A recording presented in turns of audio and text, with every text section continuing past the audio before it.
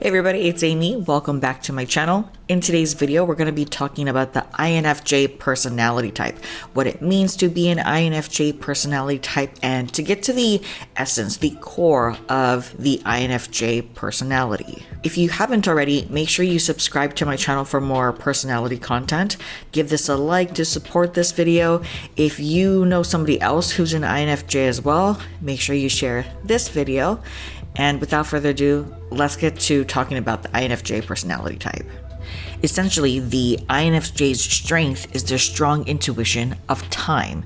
They can easily see how events will unfold throughout the course of time, so they know when and what to take decisive action upon.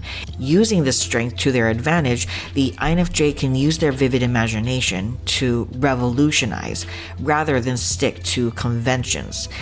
In the middle of the night, and this was not uncommon for me, waking up in the middle of the night and feeling intensely depressed and in a state of great fear at the same time. And that happened again that night, and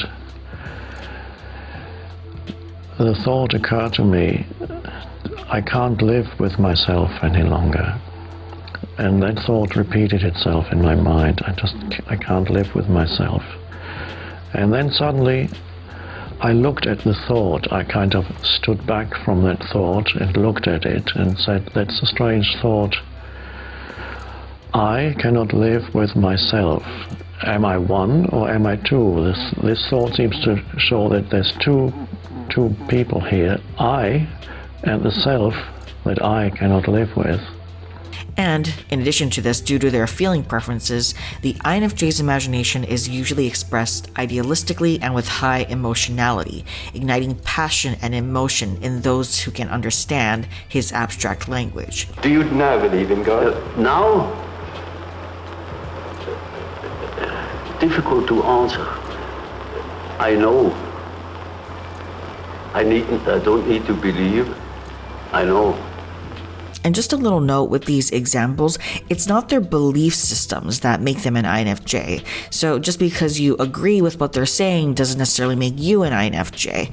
It's the specific way in which they're using their intuition and feeling to imagine and relate to the world that makes them an INFJ. The way they use their imagination to cut to the core and express what has not been expressed before by anybody else. Stepping outside the box and parameters, even down to the colorful language that they use to express themselves. These are the kinds of things that make them an INFJ. There's a certain disinterest from the self, hence the collectivistic nature of the INFJ. The INFJ is not an individualistic personality type.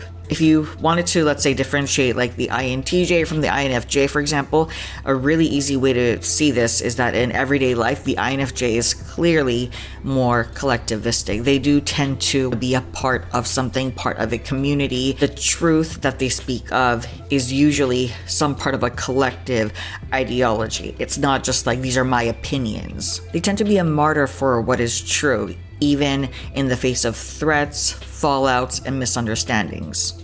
Not to mention, he's got this bee in his bonnet about what he seems to consider to be conspiracies by left-wing intellectuals. They seem to be his bête noire. Being a left-wing intellectual myself, I like to talk to him sometimes. What are you so upset about, Jordan? What are you so afraid of? You know, he talks about these bloody Marxists. And he points out very accurately all the horror that occurred under so-called Marxist regimes, particularly in the Soviet Union. He's absolutely accurate about that. But then he promotes Christianity. Shall I tell him about the mass murders that occurred in the name of Christianity? Shall I tell him about all the millions that were slaughtered in the names of the gentle Jesus? He seems to pick ideologies to attack and abhor and embrace other ideologies that are just as murderous.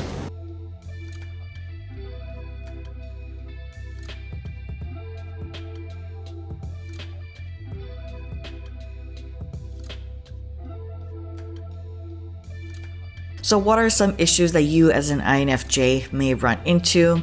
Well, if you are always intuiting and feeling, then you're not doing as much thinking and sensing. So what does this look like? How does this manifest? Anything that has to do with extroverted thinking, or as we like to call it, business logic, is not going to be your forte. And there's actually a reason for this. The reason is that it's more natural for you to engage with that which brings forth a collective, merry, fun atmosphere. So doing anything simply for the purpose of pragmatism, seeing things so black and white like that, what are the results, looking at the data, something this straightforward is not going to be something that you're naturally going to abide by, because it's the complete opposite of your extroverted feeling, your ethical preferences. But overall, your gift is your intuitive perception, a dreamer, a visionary, an idealist.